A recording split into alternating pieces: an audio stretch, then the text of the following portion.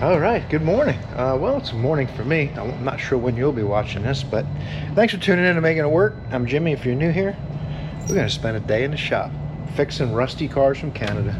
At least I think that's what we're going to do. I know that car's got to be done today, so I'm assuming that's what we're going to do first thing this morning. But I'll put some clips in right here so you'll know what to expect in today's video. Dodge Caravan from Canada, 28. Bring my wallet. 2017 Escape.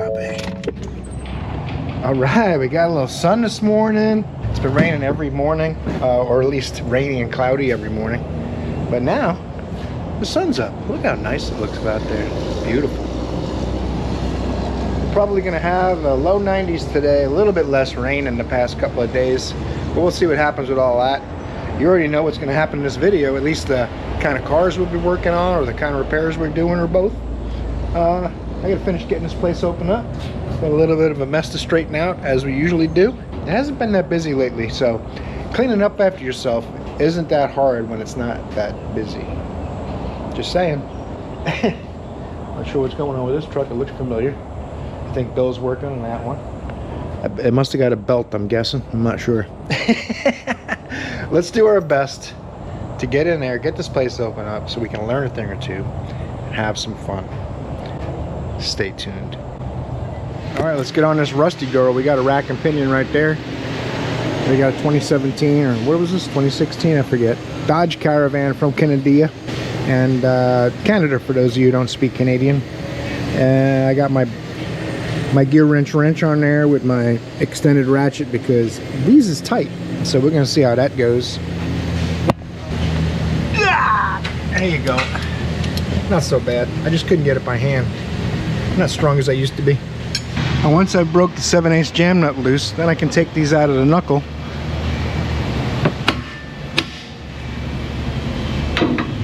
That came out a little easier than I thought it was going to be. I thought I brought you in for the big show. Nope, came right off. Oh, now we can show you some cool stuff.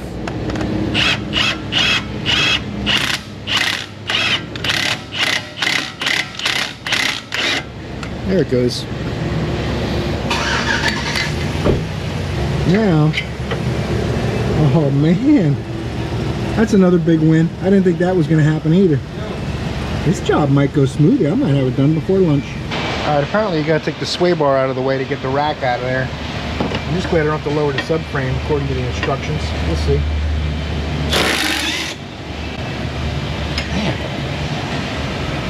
I don't want to jinx it, but so far, you know what I'm saying? Don't ever finish that sentence. At least until the job is done. Look at the gear wrench guy out there. I was just out on that truck. Everyone's getting it. Everyone's getting to set it up. Boom, look at that. 120 bucks. And some people might not like gear wrench. I know there's a lot, some of the fanboys of tool truck brands trash them. But I've had good luck with them. I use this one constantly. And this one was sent to me by a viewer. I use this one a lot and I have broken it. And they warranted it and gave me another one. 1/2 inch, 3/8 stubby, and quarter drive. Some of them are going to be duplicates. I don't have a flexi little 3/8. I don't have a flexi 1/2 inch. I have like 3 versions of each of these now, but that's all right. This ratchet by itself is normally 120 bucks. The whole set's 100. I think it was 127.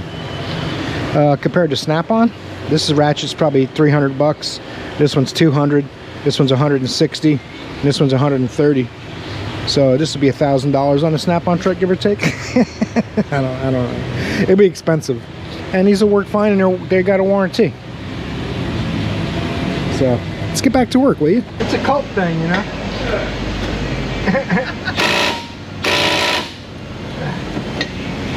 little right angle right there. Let's see if the little 3/8 will do it. That new one, new version of this is 550 foot-pounds, allegedly. I don't believe it, but okay.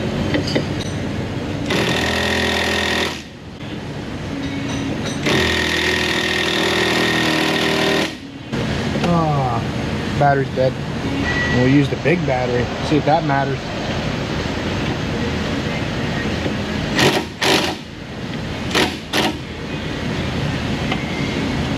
Sad about something, probably that.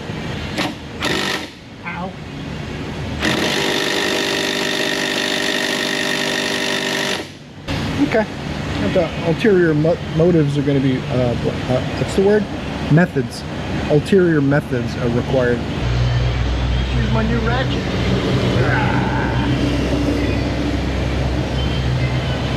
I'm thinking the swivel link's probably going to break. We'll see.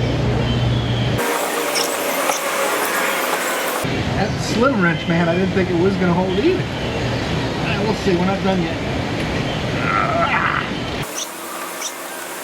Alright, when does it loosen up? Come on. Getting there now.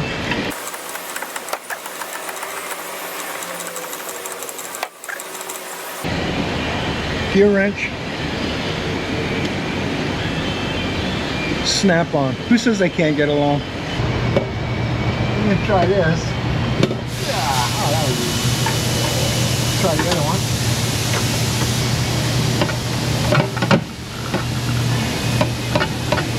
Now I can get a stubby wrench. I could have put a regular wrench in there and swung it around, but with all the heat shields and rust, I really don't feel like getting a tetanus shot today. So, got to get my tool back, and we'll get a little stubby on there and finish getting them lines loose. Got to take this out, get this mount loose, which probably going to be the hardest part of the job, I think. I don't know. These are either 15 or 16. They're rusted in between sizes. Oh, that's nice. Tell you what, working on this rusty stuff, it's not a big deal at all. Us Floridians, we get kind of scared, but I guess they coated these bolts and that worked. That's nice. I hope they're all like that, but let's just say I'm not counting my chickens while they're still eggs, however that goes. Well, because there's two here, I can't roll it out of the way like I thought. I'm gonna have to lubricate it, pull it out of the rubber the other direction from normal.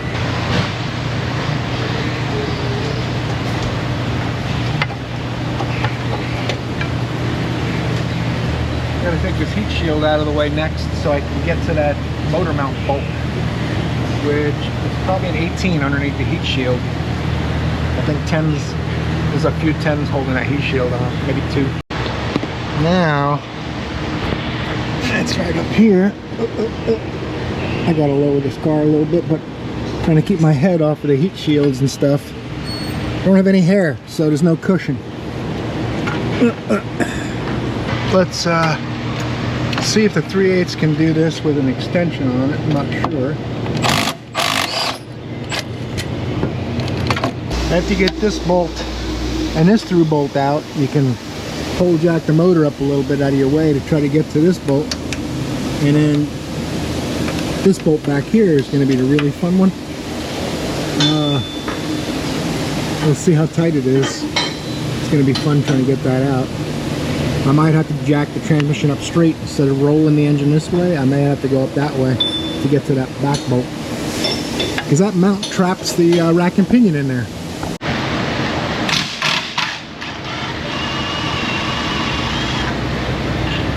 I was trying not to take this cross member out, but you can't really get to those motor mount bolts. The problem is this bolt will break.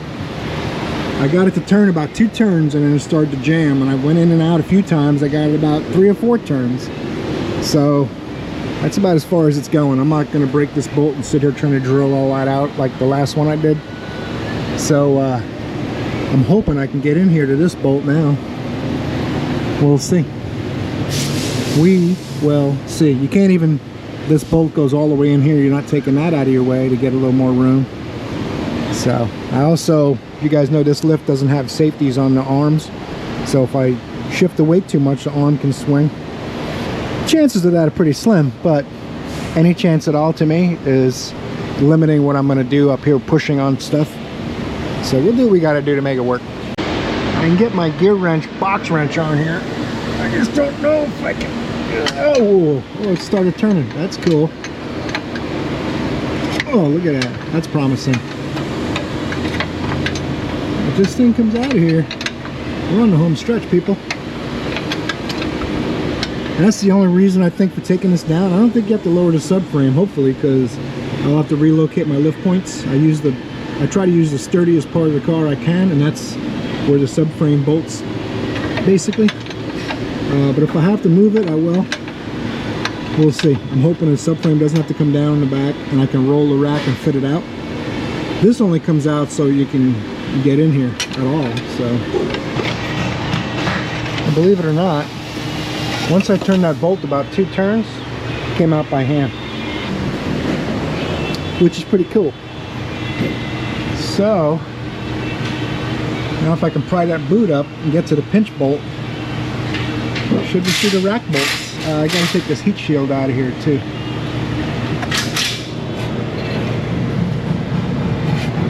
Look at some 10s holding that in. Oh, I wasted a little time looking for 2 more bolts, but where's that? There's 2 bolts in the front, and it's got plastic push pins in the back. Makes it easier once I figured it out. And fitting this out of there is another story. Well, I got the pinch bolt and the steering intermediate shaft off, but this sway bar's got to come out of there because when that rack turns, that shaft's got to come out where the sway bar is, and the sway bar's not fitting out of there unless I lower the back of the subframe. So I was hoping to avoid all that, but apparently I'm not going to be able to. So I've moved all my hardware over. I'm gonna let this down here.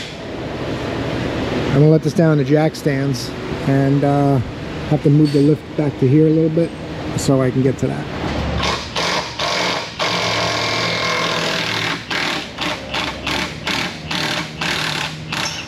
Let's see.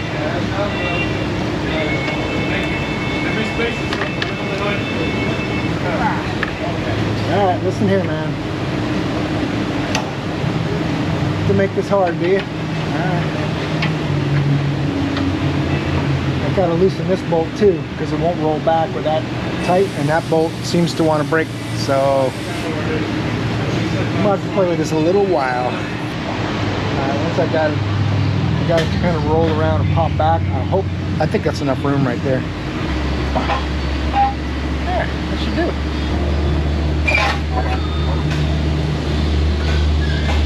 Not really so bad once you get the whole car out of your way.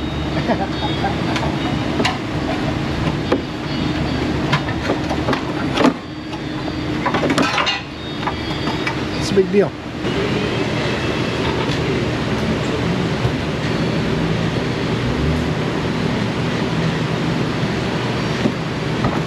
Now I gotta feed it into that heat shield because remember I couldn't fit it out of there.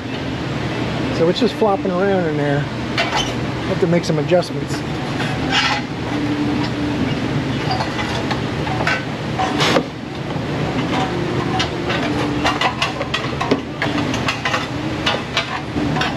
I like living on the edge.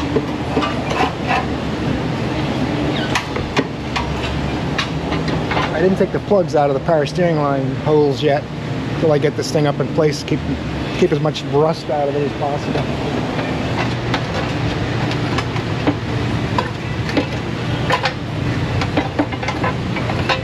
Oh yeah, I use my hose pick tool to pull this down from the boot so I can get to that bolt hole. And then in theory, it should be easy from there, right? The only bad part is I moved the bolt and I gotta find out where I moved it to. Found it. There's a slot in this shaft, and if it's not lined up, the bolt won't go through. I did this before bolting the rack down too. Seems to be a little easier when you can jiggle the rack around and all that kind of stuff. But that's it. Should be able to buzz that in with my little 3/8 to make sure it's not going to hurt any threads or anything. That's right. We know gravity still works. Ah, come on. That's why they pay us the big bucks in this business.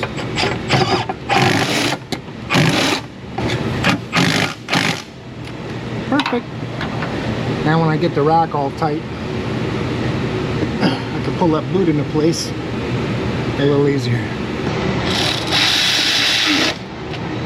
I'm going to go back over them a couple times. This is hard mounted too, there's no rubber. This ratchet will only do about 40 foot-pounds, and I want closer to 60 on these.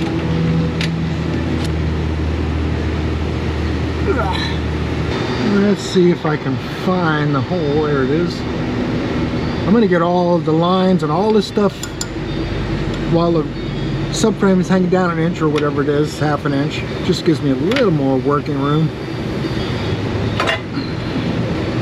Trust me, it's easier than it looks. I think that maybe that's it. I'm working on it. I can't really see. You guys have a better view than I do. You're like 5 inches above my head. So you just let me know how far off I am. I appreciate that. Alright. Oh, my battery died. You turkey. No worries. We got another one right here. Keep one in my pocket. Yeah. Really long bolts in those.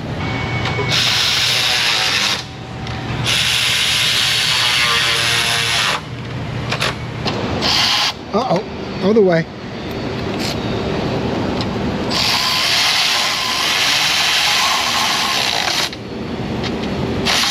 Either I took them off in the wrong direction or I'm putting them on in the wrong direction. One of those. Uh-oh. Now the last little bit of that I did with this trusty gear wrench 120 XP. These are good ratchets. I know some people don't like them. They're not expensive enough or whatever, but I like them.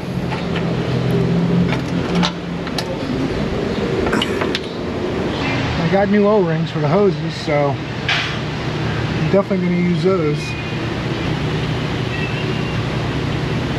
Now, sometimes you can get these by hand, sometimes you can't. It might depend on how much youthful exuberance or how much determination. Both of which I apparently have. They came right out. And this gets a stud, but I think this support goes under that. So I'll just put this one in. And we'll figure that one out afterwards when we get those mounts back in. I'm going to tighten up these lines before I put that mount in. The mount clears it. So to me it's easier to get to the lines without the mount in the way.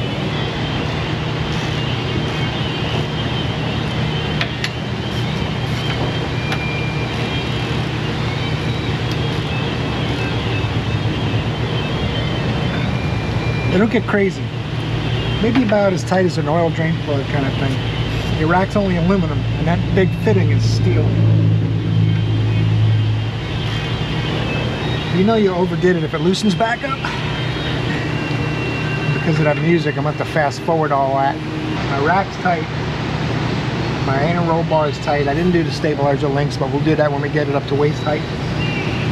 This mount and that hanger, and we can snug up the subframe.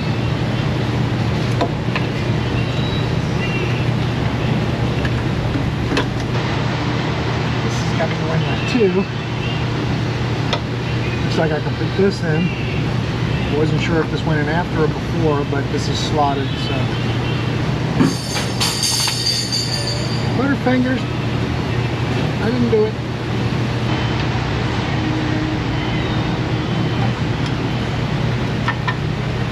That one bolt in the corner you gotta do with the wrench, and the other three power tools.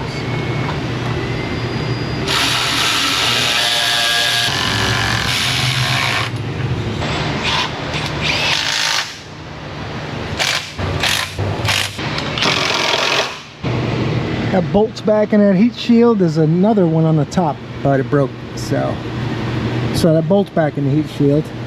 I use a little brake grease on there to help that go together. Easy peasy, lemon squeezy. What else we got going on? Sway bar, hoses are tight, everything's buttoned up.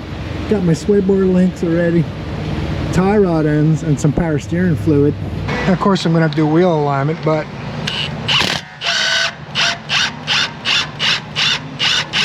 I got the jam nut about the same amount of threads, so it should be close.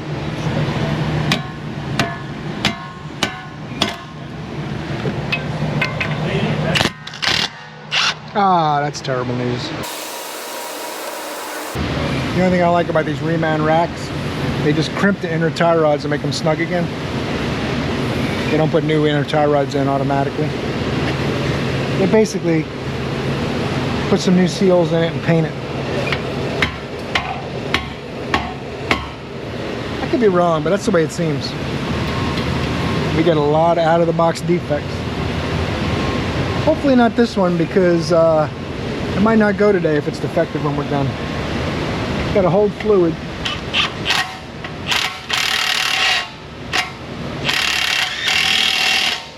And steer left to right evenly.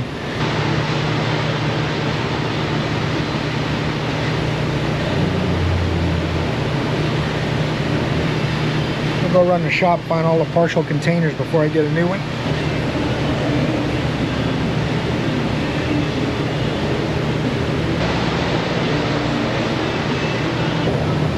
Got the preliminary air out. Now we'll fire it up.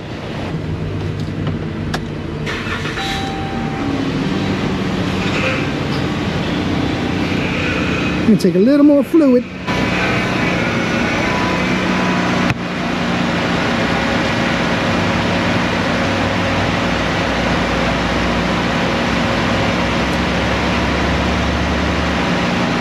It was completely empty.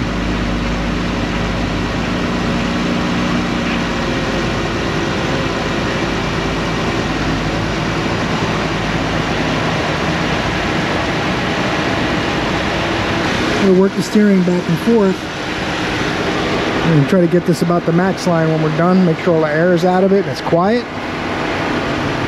Put these wheels on there and take it for a drive. Not too bad.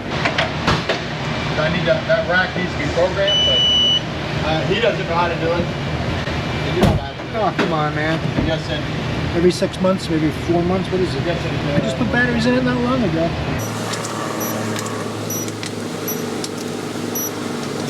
Just like that, it's on the alignment rack. Alright.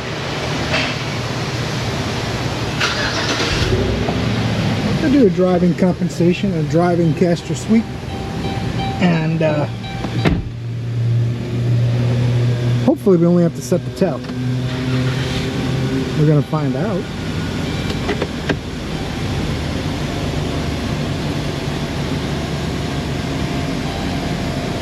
Now if I hold the brake myself, I won't need a brake pedal depressor.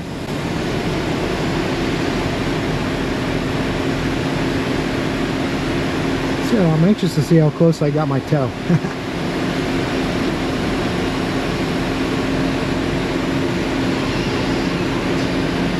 And it's going to be off to the left. Okay. Oh, caster and camber's. Oh yeah, that's what I'm talking about. That's how we do it right there, boys and girls. Only the right front's out. The left side I got pretty close. I'm going to go a little negative on it though. Get your head out of the way, sexy Bill.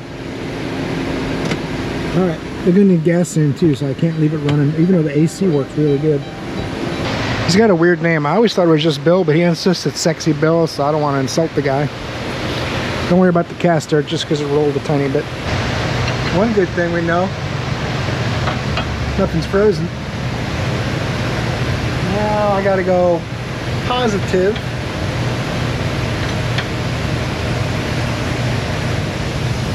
We are gonna have to loosen the clamp on this rack because the aftermarket rack boots tend to be a little softer. When they're harder, it lets that inner tie rod turn in it, and when it's soft, it just turns the rack. Now, where were we? Going longer to tow the front of the tire in because the tie rod's behind the ball joint.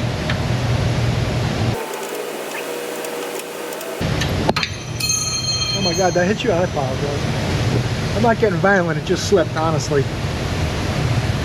I was off by quite a bit, huh? Oh well.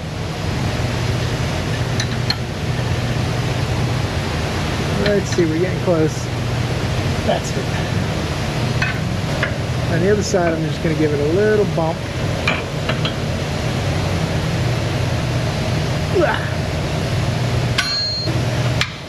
Gravity check. I might have to pick that wrench up 3 or 4 times by the time we're done here, but that's alright.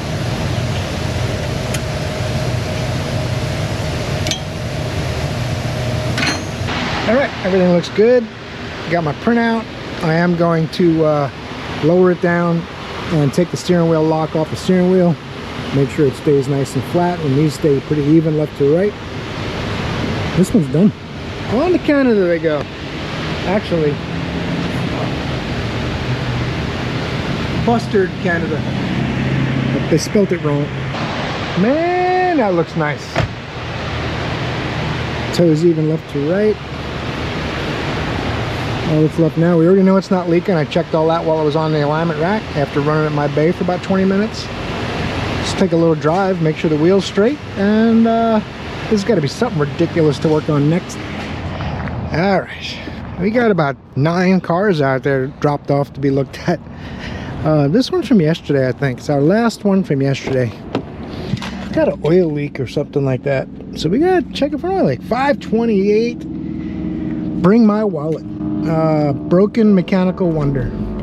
Would have ran a little rough there starting up. Service due since 12,000 miles of January 2023. TPM malfunction. Remote control replaced battery. 79,569 miles, and it's toast. I don't know, I'm just kidding. Man, if motor mounts are bad in this thing or something. It doesn't feel like it's misfiring. It just feels very rough. I wonder if I can get out here. We got a lot of vehicles over here. I'm gonna find my way through, get this thing in the shop, get it out of the sun, let it cool off a little bit. Although it is overcast today. Not sure what Bill's got going on. I think he's got air in the cooling system or something.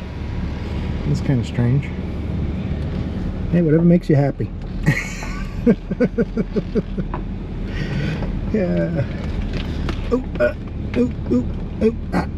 Okay, let's get it in the shot. Oh man, look how busy the parking lot is. Packed. This is a 2016, by the way, and I'm not sure what the heck. Gonna get a love rating of 3, and we're gonna get under the hood and see if we can find a leak real quick before the pizza gets here. Well, the valve cover is definitely leaking. That's faux show. Dripping right down here onto the inlet hose and stuff. That's the intake manifold under there, it looks like. The heck? No, that's the intake. What's the? Oh, that's the turbo. That's the turbo outlet. That's what that is. I was wondering what the heck. I think it's a 4-cylinder turbo. Let's lift it up and see if we can spot something from underneath besides the valve cover.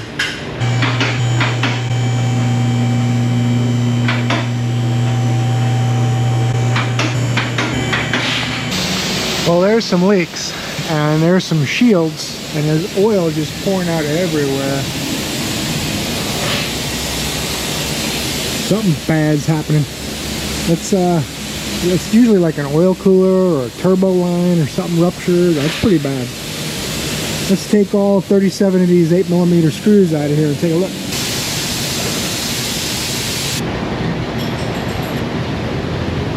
Penny Lane, it's in my eyes and in my ears, and leaking real bad. That's what it's doing. Looks to me like a rear main seal, boys and girls. What do you think? Something weird with the oil pan. It must be, you know what it is? It's running from the rear main seal, running down the flange of the oil pan to make it look like it's the gasket, but it's probably not. It's coming from behind there, I believe. Whatever it is leaking bad.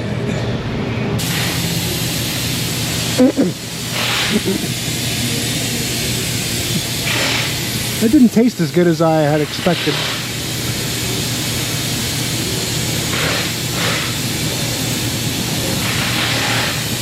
I thought it would be wetter inside there. Maybe it's coming from the back of the oil pan. We might have to do some disassembly on this one to verify exactly where it's coming from. Let me, I'll also look in Identifix. See if these oil pans tend to crack or anything like that. And while I was inside looking it up, it just continued to leak. And it's still leaking, just sitting here, and I see sparkly metal. I'm not sure if that shows up on camera.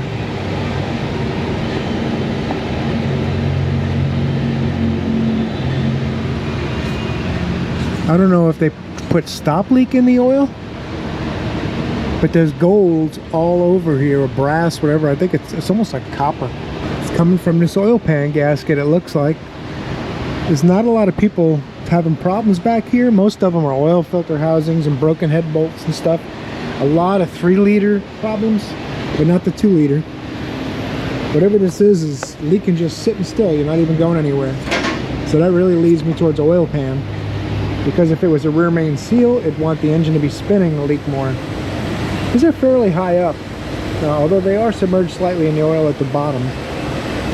But without crankcase pressure and stuff, they tend to not leak unless they're really bad. But it's only got 70-something thousand miles on it, which you got to keep in mind it's a BMW. So, boy, they're good-looking cars.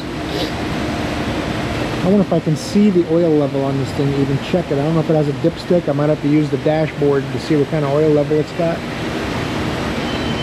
The engine runs too good to have like if the engine ran bad, I would think that a connecting rod hit the oil pan and broke the oil pan. That's the way it looks, but it runs good. It's quiet. Kind of strange. No dipstick. Let's see if I can find information on the dash about oil level. Completely dry up here. So I really am leaning heavily towards oil pan, but it's really hard to say for sure. And the valve covers, of course, leaking too. I mean, 70,000 miles. I'm airing up the tires and doing alignment for the body shop. 2019 Jeep Cherokee. The tires are kind of bald, but we got to air them up to do an alignment. So we will make a note about all that. They're not that bad yet, but they're right on the edge. I mean, the inspection bar is right there. But let's run it through a wheel alignment. Some of the tires were pretty low, 26, 28. We put them all at 35, and we can start our wheel alignment. If the tires aren't aired correctly, the car can sit weird, and it can mess up your alignment, at least your readings. So let's get an alignment on this thing really quick. This is working now, so we'll do that. I'll get with Rob down here. It's weird, I grabbed my little barcode reader deal, and there's no barcode on this vehicle that I can find. Not in here, not up there. Oh well. Let's go ahead and align it. We'll have to put it in manually. After we compensate, it should let us put it in manually, I believe. I'm gonna drive it. I'm gonna drive it up.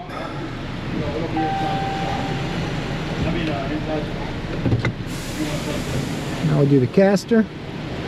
It'll tell me there's options. Oh yeah, I gotta put the car in before it'll do the caster. Okay, I can do that. I don't mind climbing in and out. Check engine lights on. Uh-oh. Alrighty. Uh-oh, we got a little redness going on. Starting in the right rear. Let's get the steering wheel lock on here and get started. Yeah. Alright. Now, whoa, it went out a little too much now. Put it like this. Back where we started. And now we're cooking. When you see how green that is,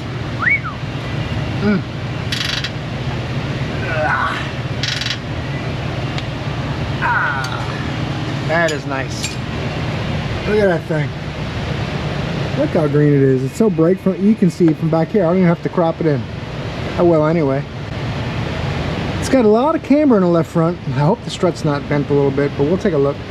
Let's hang on. Let's put this on next axle.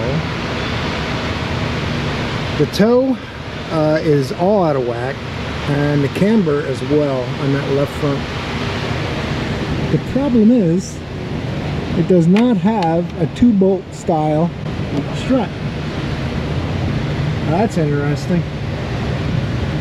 Well, you can see where this thing's been hitting some stuff. I don't know if that's from a hammer or an accident. What do you guys think?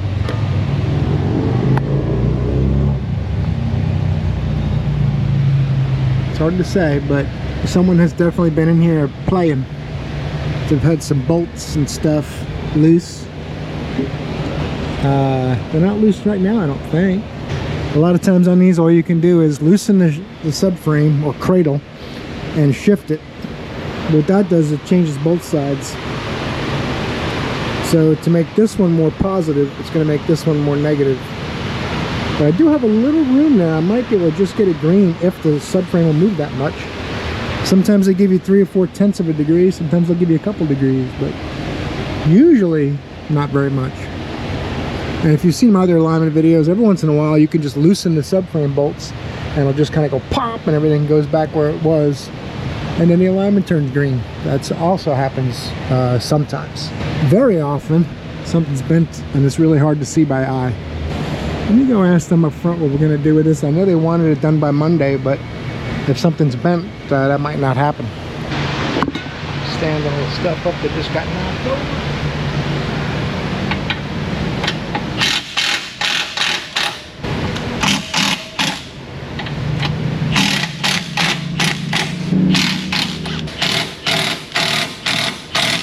There might be there's a bolt up here. There's a hole in this arm that misses a bolt above it. You gotta get an extension. Well, couldn't get it to move. Maybe I'm missing a bolt.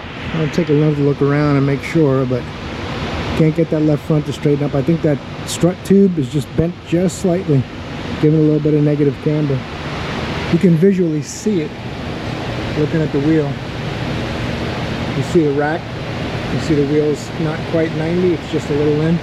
That's that 1 degree we don't need, but you can't put a camber bolt kit in there because it slides into the knuckle. It's like a hot dog in a bun. 2017 Escape. Another caliber alignment.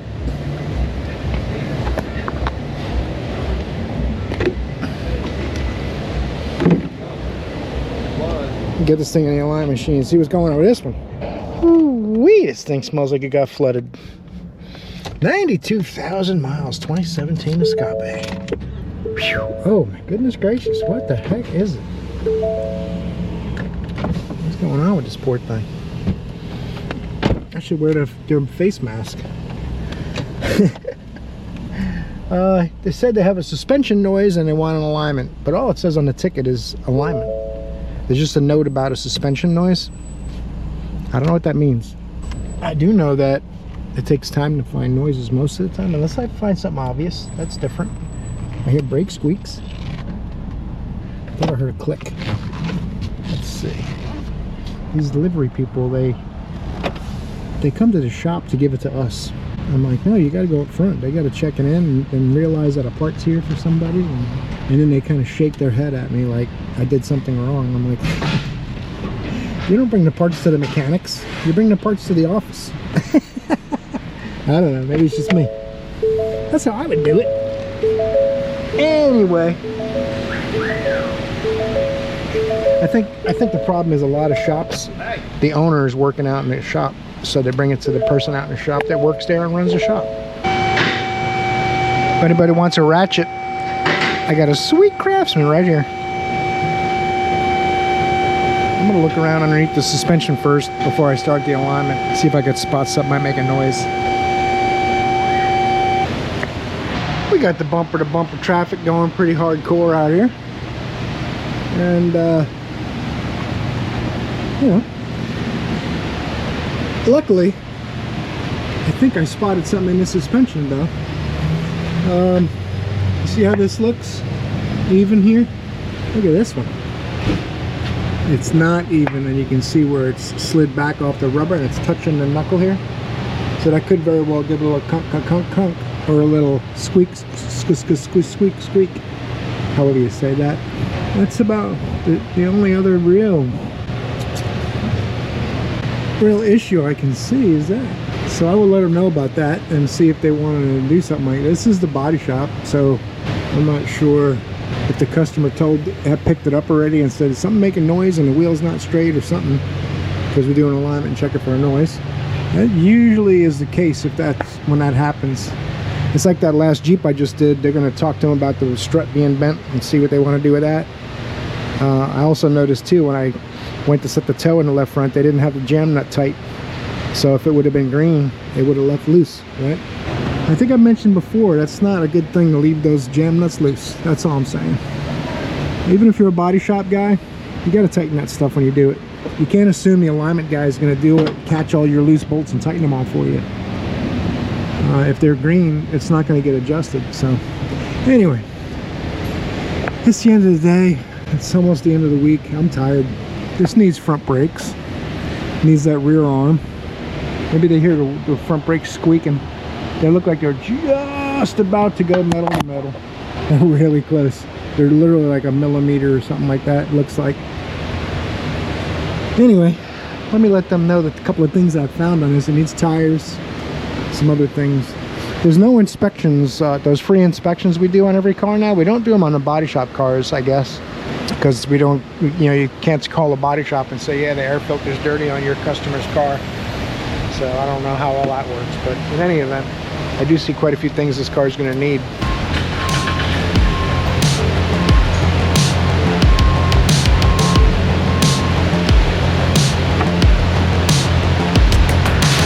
One of those days.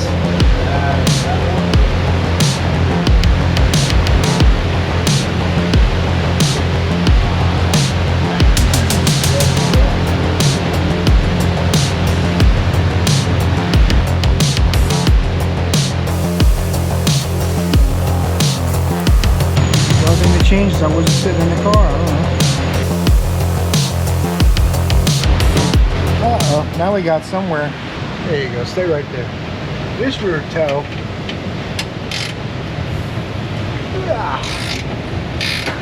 I'm gonna go ahead and see what we can do. Ow! Watch your hand on that jack.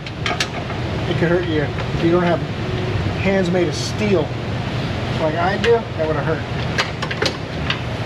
This is the kind of stuff that Ford does. I don't know if they just hate mechanics. I guess they do. A lot of people hate mechanics. That's okay. What's this bracket for? Does anybody know? I don't know. Some engineer, Bill, Bob, they were like, hey, let's put a bracket right there. Why? I don't know. I just think it'd be cool because that way it's fun to turn that adjustment bolt. You know what, Bill? That is a good idea. Let's do it. Oh, it's the wrong way, though. Let's turn it the other way, Bill. Okay, Bob. You go ahead and get on it. I'm going to have to go get a special curved wrench. This is just plastic. This thing here. This makes it look like a skid plate from far away. Just plastic. One rock and that thing's shredded.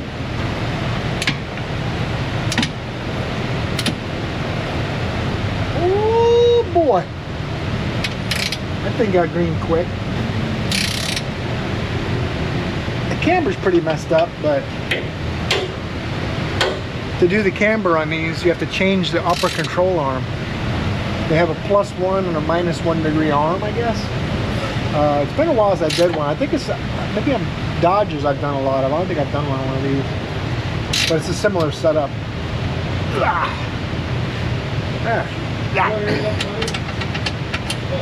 That's about as good as the back's gonna get. The front's gonna be pretty rosy once we get that right front toe knocked out. Well, or knocked in technically. If I get it to about 0.15, so boom, it'll be green. All right, that was easy.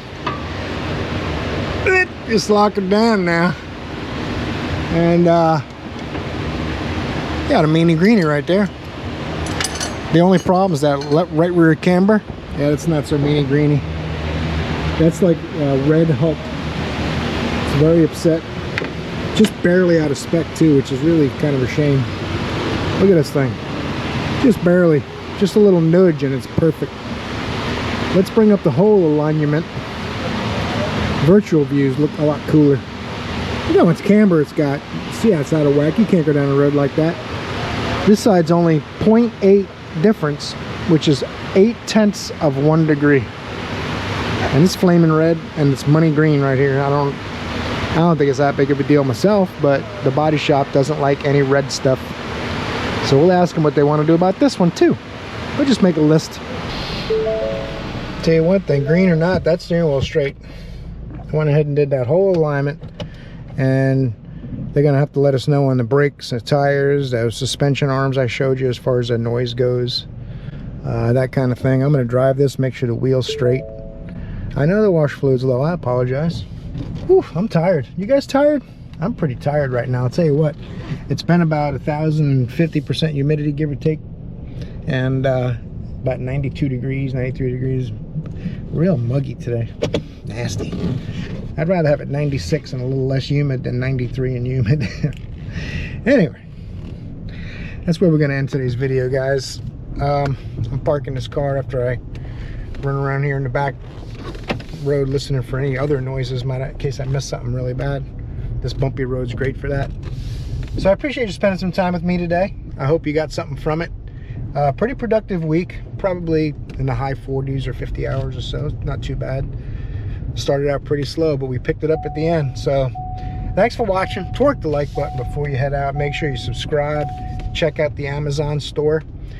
Those wrenches that I bought on sale on the gear wrench truck for 127 bucks or $115 on Amazon. And I'll have them in my Amazon store this weekend. So you're awesome. I hope I see you in the next one.